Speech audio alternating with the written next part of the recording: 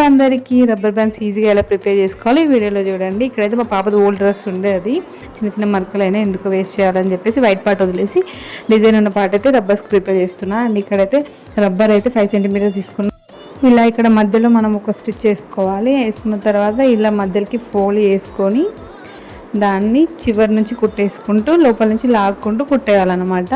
ఇలా కుట్టేసిన తర్వాత దీన్ని లాగుతుంటే ఇట్లా ఆటోమేటిక్గా ఇలా వచ్చేస్తుంది. ఇలా వచ్చిన తర్వాత ఇక్కడ ఓపెన్ పెట్టుకోవాలి, కొంచెం ఓపెన్ ఉంచుకోవాలి. దాని నుంచి మనం ముందుగా కట్ చేసుకున్న రబ్బర్ ఉంటుంది కదా, దాన్ని 5 సెంటీమీటర్స్ తీసుకున్నాం. దాన్ని ఇలా లోపలికి ఎక్కించుకోవాలి. ఇలా మన దగ్గర ఎలాంటి క్లాత్స్తోనైనా మనం ఇట్లా రబ్బర్ స్టిచ్ చేసుకోవచ్చు. ఇంట్లోనే పిల్లలు ఉన్న వాళ్ళకైతే బాగా యూజ్ అవుతుంది. డ్రెస్ మీద మ్యాచింగ్ స్టిచ్ చేసుకోవచ్చు. అలా రబ్బర్ని జాయిన్ చేసుకొని ఓపెన్ ఉన్నది అని కూడా కుట్టేసుకుంటే ఇలా రబ్బర్ రెడీ అయిపోతుంది. ఈజీగా ఇంట్లోనే ఎన్ని రబ్బర్ బ్యాండ్స్ అయినా రెడీ చేసుకోవచ్చు.